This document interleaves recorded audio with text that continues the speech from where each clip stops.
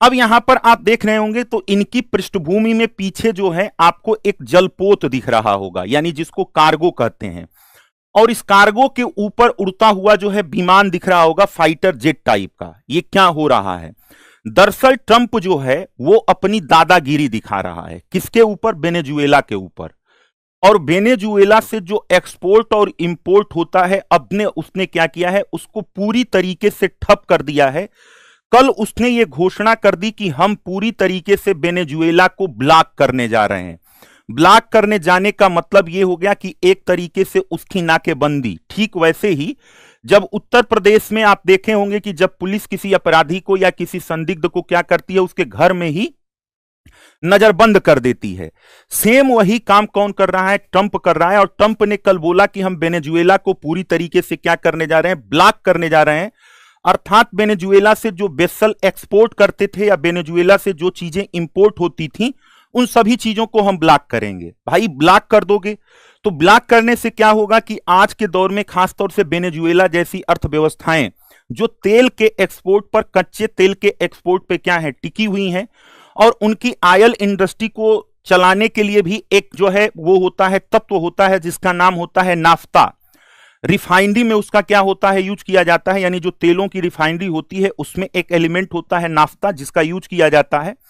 और खास तौर से उस नाफ्ता का इसको क्या करना पड़ता है, इंपोर्ट करना पड़ता है। और वो इंपोर्ट होता है आपका रसिया से। जब नाफ्ता आ जाएगा तभी इनकी जो ऑयल इंडस्ट्री है, चाहे तेल के कुओं की क्या हो, खुदाई हो, यानी उसको तेल को निकालना हो या फिर उसे रिफाइन करना हो, उसमें उसकी महत्वपूर्ण भूमिका होती है। अब ट्रंप ने कल से इनको क्या किया है, पूरी तरीके से ब्लॉक कर दिया है। आप छिटपुट खबर पढ़ते होंगे तो उस खबर में आप ये सुनते होंगे कि यहां पर इसके एक जहाज को इसने क्या किया, रोक दिया, दूसरी जहाज को रोक दिया। तो ऐसे अभी छिटपुट घटनाएं हो रही थी। लेकिन कल ट्रंप ने ये पूरी तरीके से इसको क्या किया, ब्लॉक कर दिया। जब ब्लॉक कर दिया तब यहां पर विश्व की नजरें अब इस खबर पर क्या होनी हुई, जाना शुरू हुई। हालांकि वेनेजुएला और अमेरिका का टेंशन कोई नया नहीं है, लेकिन जब से ट्रंप आया है तब से कुछ न कुछ उसमें और नया जुड़ता जा रहा है। यह घटना अगर आप देखोगे कि किसी देश को पूरी तरीके से क्या करना, समुद्र में ब्लॉक कर देना, एक्सपोर्ट इंपोर्ट पे पूरी तरीके से रोक लगा देना, एक ऐतिहासिक घटना की याद दिलाता है। और वो ऐतिहासिक घटना भी किससे जुड़ी हुई है? वो ऐतिहासिक घटना भी अमेरिका से ही जुड़ी हुई है। अगर आपने विश्व इतिहास पढ़ा होगा और विश्व इतिहास में आपको एक संकट याद आता होगा, वो संकट क्या है? वो है क्यूबा का मिसाइल संकट। क्यूबा मिसाइल संकट 1962 में हुआ था। और 1962 में इसी अमेरिका का राष्ट्रपति हुआ करता था कैनेडी। उसने जो है क्यूबा को क्या किया था, इसी तरीके से ब्लॉक कर दिया था। और उसके पीछे उसने तर्क ये दिया था कि हमने क्यूबा को इसलिए ब्लॉक किया है समुद्र में ताकि रसिया उसको मिसाइल की सप्लाई न कर सके। तो रसिया से मिसाइल की सप्लाई को रोकने के लिए 1962 में कैनेडी ने किसको, क्यूबा को क्या किया था, ब्लॉक किया था। और उस समय युद्ध जैसी सिचुएशन बन गई थी और ऐसा लग रहा था कि पुनः अमेरिका और रसिया क्या हो जाएंगे, एक दूसरे के सामने युद्ध के मैदान में उतर जाएंगे। लेकिन उस समय युद्ध नहीं हुआ और उसको पूरी दुनिया या विश्व के इतिहास में क्यूबा के मिसाइल संकट के नाम से जाना जाता है। बात थी 1962 की। आज जब हम 2025 में इस घटना पे चर्चा कर रहे हैं दोस्तों, तो 2025 की यह घटना भी उसी 1962 की घटना को क्या करती है, याद दिलाती है। तब अमेरिका ने किसको जो है ब्लॉक किया था, क्यूबा को ब्लॉक किया था। और आज अमेरिका ने किसको ब्लॉक कर दिया है, वेनेजुएला को ब्लॉक कर दिया है। अब यह लड़ाई केवल दो सरहदों के बीच या दो देशों के बीच नहीं रहेगी, क्योंकि अगर वेनेजुएला को आप पूरी तरीके से ब्लॉक करोगे तो इसका प्रभाव विश्व के अनेक देशों पर पड़ेगा। उसका प्रभाव भारत पर भी पड़ेगा, रसिया पर भी पड़ेगा, हर उन देशों पर पड़ेगा जो तेल के लिए आयात पर क्या है, निर्भर हैं। क्योंकि अगर आप कच्चे तेल के भंडारण में देखोगे तो कच्चे तेल के भंडारण का एक बहुत बड़ा प्लेयर कौन है, वेनेजुएला है, जिसके पास लगभग जो है 303 बिलियन अरब डॉलर से जो है बैरल का क्या है, भंडार है। और अगर कुछ मामलों में देखा जाए तो ये सऊदी अरब से भी ज्यादा इसके पास क्या है, ऑयल रिजर्व है। तो वैश्विक स्तर पर अगर आप टॉप 3 ऑयल रिजर्व कंट्री का नाम पढ़ते होंगे, आपसे ये प्रश्न पूछा जाता होगा, तो उसमें एक नाम किसका आता है, वेनेजुएला का आता है। अब वेनेजुएला को इन्होंने क्या किया, पूरी तरीके से ब्लॉक कर दिया है। तो जाहिर सी बात है कि इसका क्या होगा, उसके तेल के एक्सपोर्ट पर प्रभाव पड़ेगा। हालांकि एक बात यह भी है कि वेनेजुएला पर एक लंबे समय से अमेरिका ने प्रतिबंध लगाया हुआ है और उस प्रतिबंध के चलते जो पूरी तरीके से वैश्विक तेल का बाजार है उसमें वेनेजुएला की हिस्सेदारी जो है वो केवल कितनी है, 1% है। लेकिन इसकी तेल की जो क्वालिटी होती है, वेनेजुएला की तेल की क्वालिटी होती है वो गल्फ कंट्री के तेल की क्वालिटी से अलग होती है। वहां का तेल भारी होता है, उसमें सल्फर के अंश ज्यादा पाए जाते हैं और इसके चलते जब वेनेजुएला के कच्चे तेलों को प्रोसेस्ड किया जाता है, प्रसंस्कृत किया जाता है, तो उसके बाई प्रोडक्ट बहुत ज्यादा मात्रा में निकलते हैं। उसी एक बाई प्रोडक्ट का प्रयोग हवाई जहाजों के फ्यूल के तौर पर भी किया जाता है। तो यह उम्मीद जताई जा रही है कि अगर यहां पर यह क्या हुआ, ब्लॉक्ड हुआ, तो वेनेजुएला का हित तो प्रभावित होगा ही होगा, लेकिन उसका विश्व के अन्य देशों पर भी प्रभाव पड़ेगा और इससे जो महंगाई है वह महंगाई बढ़ेगी और लोगों के जीवन स्तर में समस्याएं आएंगी। अब सवाल यह उठता है कि जब मामला इतना संवेदनशील है तो यह ट्रंप ऐसा कर क्यों रहा है, ट्रंप इसके पीछे उसकी रणनीति क्या है। तो अब पूरी कहानी को समझिए। ट्रंप ने इनको क्या किया है, इनको नार्को जो है टेरर घोषित कर दिया है। किसको, तो ध्यान दीजिएगा, ट्रंप ने वेनेजुएला के राष्ट्रपति को इनको नार्को टेरर घोषित कर दिया है और कहा है कि हमारे यहां जो भी ड्रग्स का अवैध कारोबार हो रहा है, जो टेररिस्ट एक्टिविटी हो रही है, इन सभी एक्टिविटी के पीछे ये देश क्या है, ये वेनेजुएला हमारे पास उत्तरदायी है। तो इसको जो है टेरर ऑफ स्टेट कल इन्होंने घोषित कर दिया। किसको, वेनेजुएला को टेरर ऑफ स्टेट घोषित कर दिया। कहा कि ये आतंकवाद को पोषित कर रहा है, उसको पल्लवित कर रहा है, हमारा तेल और हमारी जमीन चुरा लिया है। इसने कहा कि इसने हमारी तेल और हमारी जमीन चुरा के हमारे देश में अवैध ड्रग्स के कारोबार को हवा दे रहा है और इसके चलते हम इसको क्या कर रहे हैं, ब्लॉक करने जा रहे हैं। तो इसको एक तरीके से वेनेजुएला को आतंकवादी राज्य घोषित कर देना, वेनेजुएला के जो राष्ट्र प्रमुख हैं उनको जो है आतंकवादियों का सरगना घोषित कर देना कि आतंकवाद को बढ़ावा दे रहा है, ड्रग्स ट्रैफिकिंग को बढ़ावा दे रहा है, किडनैपिंग को बढ़ावा दे रहा है। और इसको रोकने के लिए, विश्व को बचाने के लिए मैं अपना बलिदान दे रहा हूं और मैं इसको घेरने जा रहा हूं। अब आप कहोगे कि सर ये इसके पास कुछ प्रूफ है, इसके कुछ प्रूफ नहीं है, अभी चीजें निकल के आएंगी सामने। जब इन्होंने इसको क्या किया, पूरी तरीके से ब्लॉक कर दिया, तो यहां पर आप सुने होंगे एक संगठन बनाया गया था यूनाइटेड नेशन, जिसका काम है अंतरराष्ट्रीय शांति की स्थापना करना। उसके मुंह में दही जम गया है। यूनाइटेड नेशन इस मसले पर बिल्कुल नहीं बोल रहा है क्योंकि उसका, आप समझ रहे हो, उसका डैश डैश डैश क्या है, इसमें इन्वॉल्व है। तो जिसमें ये इन्वॉल्व हो जाता है उसमें यूनाइटेड नेशन जैसी संस्थाएं जो होती हैं वो झुनझुना बन जाती हैं। लेकिन अगर यहीं पे भारत जैसा कोई देश इन्वॉल्व होता तो यूनाइटेड नेशन को मानवाधिकार की याद आ जाती, यूनाइटेड नेशन को लोगों के कल्याण की बात आ जाती, और जितनी भी एनजीओ हैं जो मानवाधिकारों की बात करती हैं, अंतर्राष्ट्रीय कानूनों की बात करती हैं, वो पता नहीं कहां सो गई हैं, उनके भी कान पे जूं नहीं रेंग रहे हैं। लेकिन मैं आपको बता रहा हूं कि अगर कोई देश इस तरीके से किसी दूसरे देश को क्या करता है, ब्लॉक कर देता है, तो वो किस चीज का उल्लंघन करता है।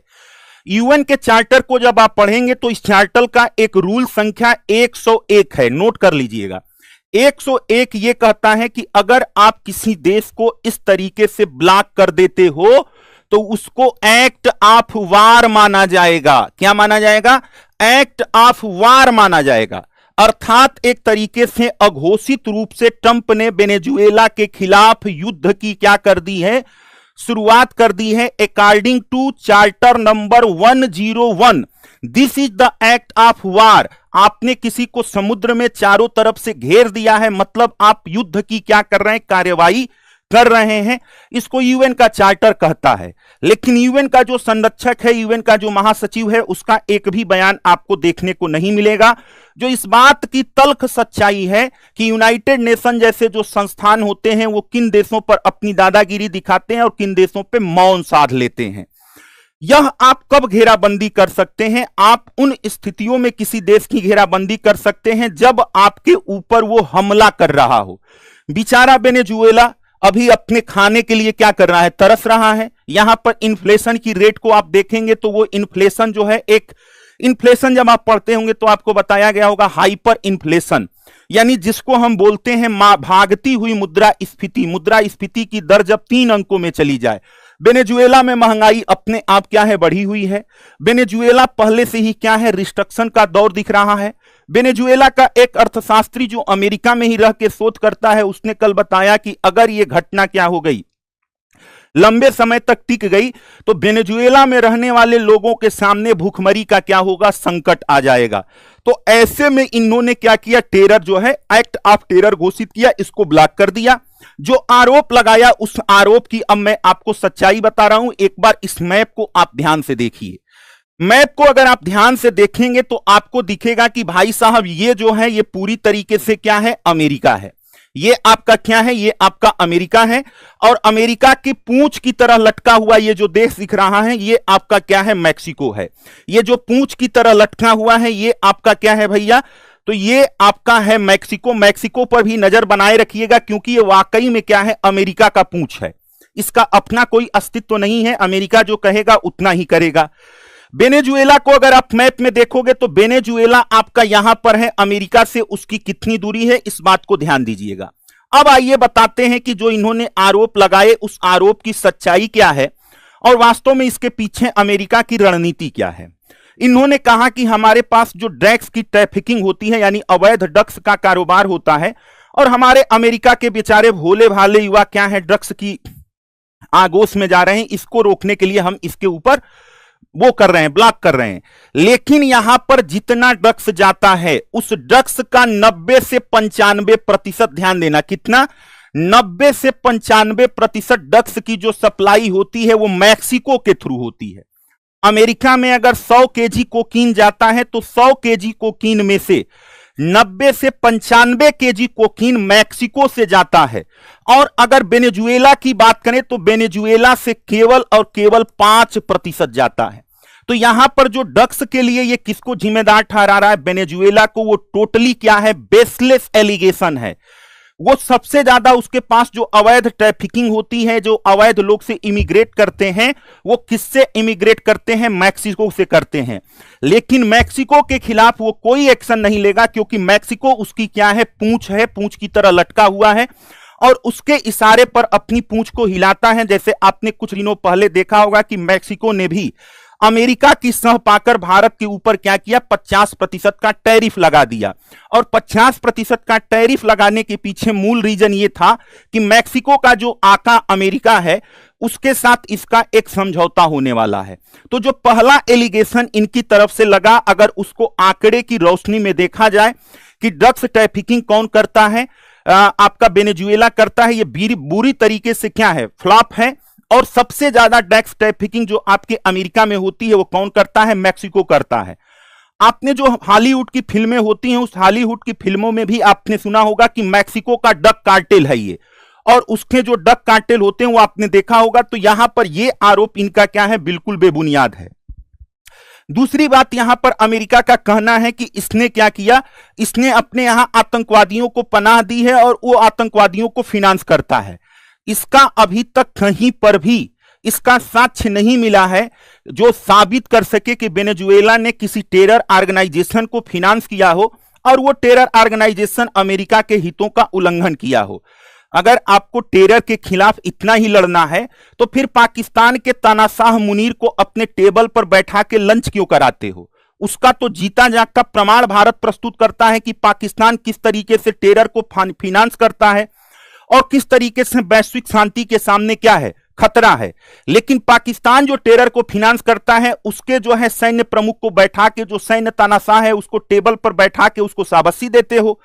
और एक देश जो अपने तुम्हारी शर्तों को नहीं मानता है उसको टेरर फिनांस के नाम पर क्या करते हो, ब्लॉक करते हो। इसी को कहते हैं डबल स्टैंडर्ड। और यहां पर आपको अमेरिका का डबल स्टैंडर्ड आपको दिख रहा है स्पष्ट तौर पे। तो अब आपके मन में यह सवाल आ रहा होगा कि सर जब यहां पर न तो यह ड्रग कार्टेल संचालित कर रहा है, न ही टेरर फिनांस के कोई साक्ष्य हैं, तो फिर अमेरिका इसके ऊपर घेराव क्यों कर रहा है, क्यों इसको ब्लॉक कर रहा है। तो इसके पीछे पूरी तरीके से अमेरिका की एक सोची समझी क्या है, स्वार्थी रणनीति जिम्मेदार है।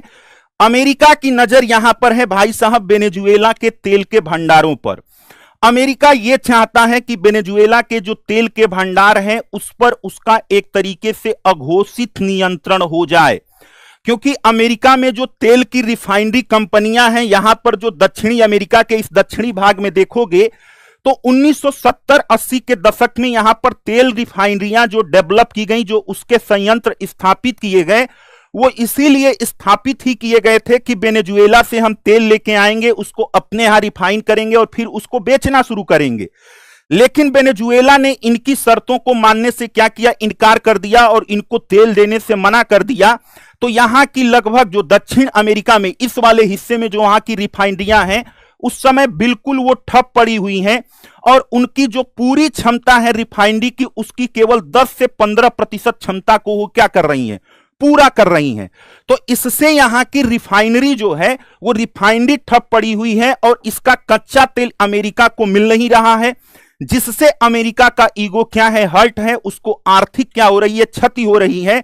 तो वो ये चाहता है कि यहां से जो मादुरो इस समय यहां का क्या है, हेड ऑफ स्टेट है, उसको हटाकर किसी अपने जो है कठपुतली को यहां की सत्ता दे दें और फिर यहां के संसाधनों का अपने अनुसार क्या करें, दोहन करें। और इसी दोहन करने के लिए उसने क्या किया, ये पूरी तरीके से प्लान कर रहा है और पूरी तरीके से ये चीजें आपको देखने को मिल रही हैं। अब ये जो है ये चाहता है कि जब हम इसको चारों तरफ से क्या करेंगे, ब्लॉक्ड कर देंगे, यहां के देश की जो जनता होगी उसकी बेसिक नीड वो पूरी नहीं हो पाएगी। वो जनता क्या करेगी, विद्रोह करेगी, उस विद्रोह की चिंगारी को हम हवा देंगे और फिर यहां पर सत्ता परिवर्तन कर दें, जैसे कि हमने लीबिया में किया था। अमेरिका में लीबिया ने कर्नल गद्दाफी के खिलाफ इसी तरीके से सत्ता परिवर्तित किया था। खाड़ी के देशों में आप देखोगे, पश्चिमी एशिया के देशों में देखोगे तो तेल के रिजर्व पे अपना कब्जा बनाए रखने के लिए उसने कई जगह क्या किया है, सत्ता परिवर्तन का उसका यही मॉडल है और सेम अब उसी मॉडल को यहां पर क्या कर रहा है, लागू कर रहा है। इस चीज को आपको क्या करना है, इस चीज को बेहतर तरीके से समझना है। अब यहां पर जो ऑयल रिफाइनरियां बनी हैं, उस ऑयल रिफाइनरी को, अमेरिकी जो ऑयल रिफाइनरी है, उसको जैसा यहां पे कच्चा माल मिलता है, इसी को प्रोसेस करने के लिए तैयार किया गया है। क्योंकि वेनेजुएला में जो कच्चा तेल मिलता है, उस कच्चे तेल का नेचर और उसके जो एलिमेंट हैं वो अन्य देशों के कच्चे तेल और एलिमेंट से अलग हैं। इसको जो है हैवी बोला जाता है, हैवी रॉ जो आपका जो है कच्चा तेल बोला जाता है, इसमें सल्फर और अन्य चीजों की मात्रा क्या होती है, अधिक होती है। तो इसको फिल्टर करने के लिए या इसे प्रोसेस करने के लिए एक अलग प्रकार की रिफाइनरी की जरूरत होती है और इसी को ध्यान में रखते हुए यहां पर ऑयल रिफाइनरियां डेवलप की गई थी जो इस समय बैठी हुई हैं। अब सवाल यह उठता है कि इसका क्या अमेरिका पर भी कोई नुकसान है? जी हां, अमेरिका पर नुकसान है। अगर ये चारों तरफ से वेनेजुएला को ब्लॉक करेगा तो यहां की जो रिफाइनरियां अभी तक इसके तेल पर क्या है, थोड़ी बहुत चल रही हैं, वो भी क्या होंगी, ठप हो जाएंगी और इसका भी नुकसान होगा। लेकिन अमेरिका उतना नुकसान झेलने के लिए खुद को क्या किया है, तैयार कर चुका है और ये यहां पर पूरी तरीके से अपना नियंत्रण चाहता है। दूसरी बात क्या हुई, दूसरी बात आप देखोगे कि रसिया से जो है कई वेसल जो हैं, वो नाफ्ता जो हमने आपको प्रारंभ में बताया था, जो वो नाफ्ता रसिया से कहां पर आता है, आपके वेनेजुएला में आता है ताकि रिफाइनरी संयंत्रों में उसका प्रयोग हो सके। अब चूंकि इसने उसे पूरी तरीके से ब्लॉक कर दिया है, तो वो वेसल भी जो नाफ्ता लेके कहां जा रही थी, वेनेजुएला जा रही थी, वो जहां की तहां क्या हो चुकी हैं, ठप हो चुकी हैं। अब यहां पर हम अगर ये जानने का प्रयास करें कि भारत पर इसका क्या इंपैक्ट है, तो भारत में अगर आप पेट्रोल टंकियों पर जाते होंगे तो इस समय आपको हर जगह दो पेट्रोल टंकियां सबसे ज्यादा दिखती होंगी। एक नायरा कंपनी की पेट्रोल टंकी है और एक रिलायंस की। नायरा और रिलायंस की जो पेट्रोल टंकियां थी वो सबसे ज्यादा जो अपना ऑयल इंपोर्ट करती थी वो किससे करती थी, वेनेजुएला से करती थी। ध्यान देना, किससे करती थी, वेनेजुएला से करती थी।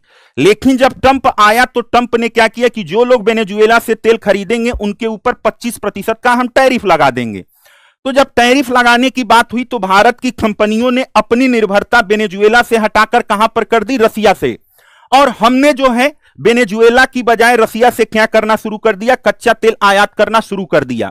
फिर ट्रंप ने क्या किया, रसिया पर भी 25% का रेसिप्रोकल टैरिफ लगाया। अब जो है यहां पर क्या होता है कि अगर हम रसिया से भी तेल खरीद रहे हैं तो हमारे ऊपर उसने क्या किया, 25% का रेसिप्रोकल टैरिफ लगा दिया। अर्थात वो यह भी नहीं चाहता है कि हम वेनेजुएला से खरीदें और यह भी नहीं चाहता है कि हम रसिया से खरीदें।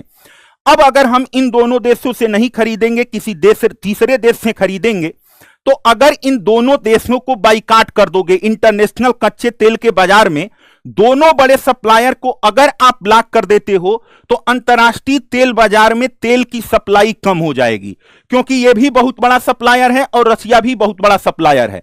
तो दो जगह की सप्लाई को अगर ब्लॉक कर दिया जाए तो जो सप्लाई का लेवल है वो क्या हो जाएगा, कम हो जाएगा, डिमांड का लेवल आपका क्या हो जाएगा, बढ़ जाएगा।